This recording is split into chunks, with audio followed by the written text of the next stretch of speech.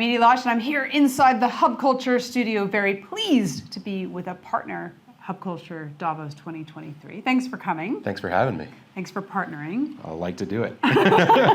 Tom McLeod, co-founder of Arkive. So the theme this year, the World Economic Forum has set, is collaboration in a fragmented world. When I say those words, what does that mean to you? Well, I mean, it means a lot because it's basically our mission at some level. So, to tie it into everything, our whole idea has been, could you build a distributed museum? So could the people who normally would just be attendees come together to collaborate and actually curate a collection and then place that out in the world? So for us, we have members who are, from, I think at this point, 4 different continents, 50 plus different countries.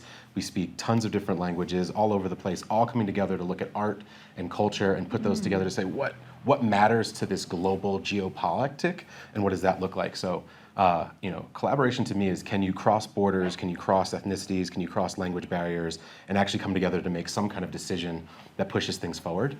And we're doing that pretty much daily now, so it's pretty fun. How does it work? Tell me more. So you sign up, you go to arkive.net, you /apply, you apply to be a member, and you get to then start to look at objects of interest that you can propose to the community. And the community then votes as to whether or not we should acquire it into the collection. And then if it's acquired, we usually try to place it in locations of significance that adds the overarching merit of the items. So like what? Everything from hotels to other museums to libraries, public-private spaces where more people can enjoy them and where the locations themselves tend to amplify the items as opposed to the items being, at some degree, put in context by the location. Historically, I think a museum puts things into context where it's placed in it.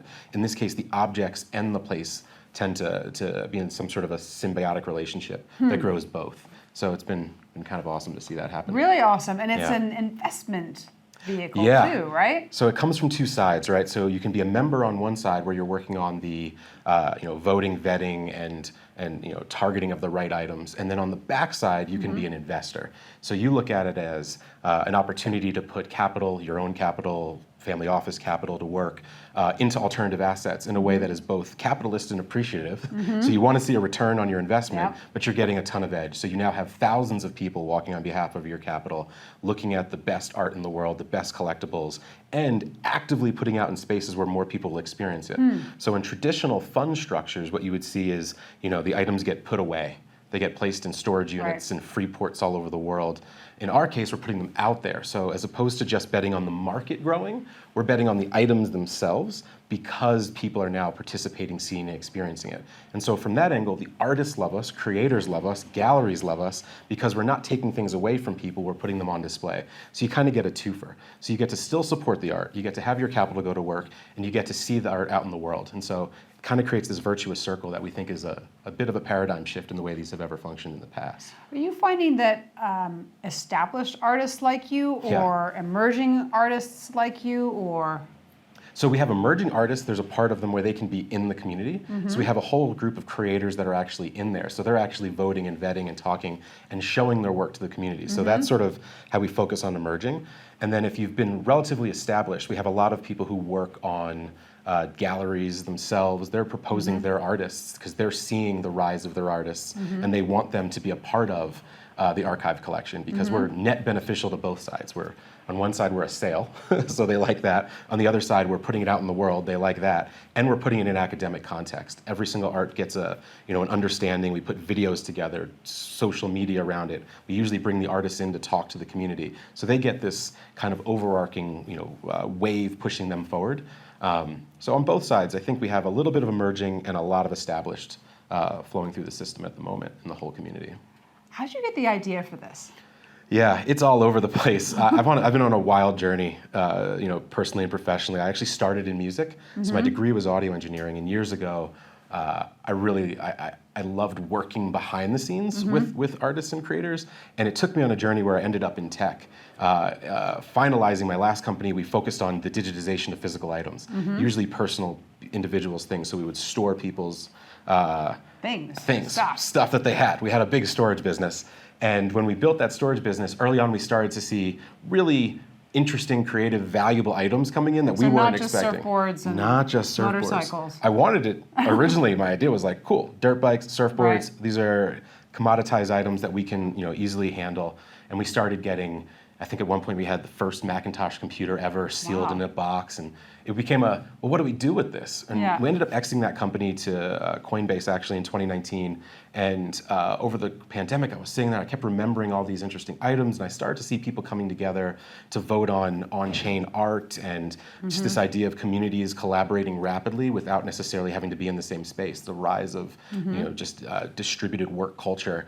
And I was like, well, those little museums had a lot of, they were like little museums in our warehouses. They were curated by people, if you think about it.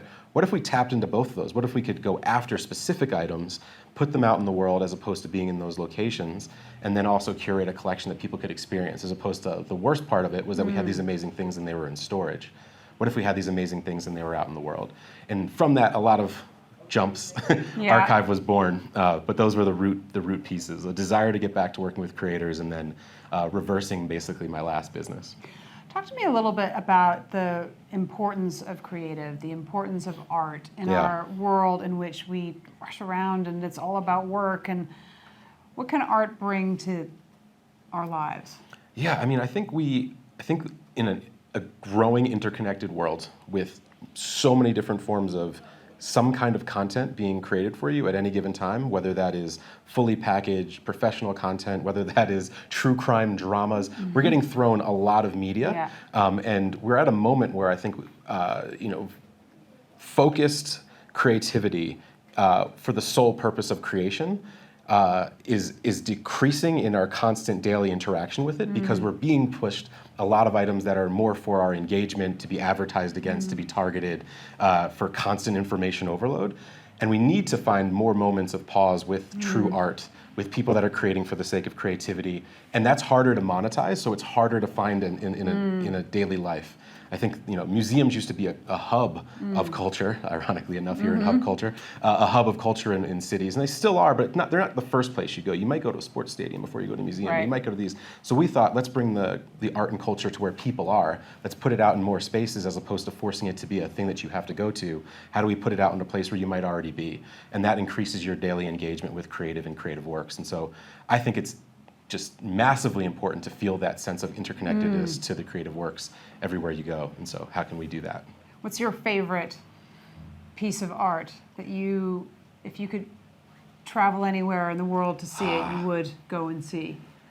I know this is going to sound funny because I see it, I've seen it a decent amount of time. There's just, there is a beautiful Rothko in the De Young in San Francisco that I have found myself numerous times just sitting in front of. And Rothko, I find as an artist, is one of these things where it's a perfect example of people are like, I could probably do that. Like mentally they think like it's just a couple of rectangles with some blurry edges, but then you stare at it and you're like, oh, there's a lot of colors in here, and oh, that blurring must have taken a long time, and ooh, the symmetry here is, and where the lines meet, and you stare at it for 30 minutes, and you're like, I definitely could not do this.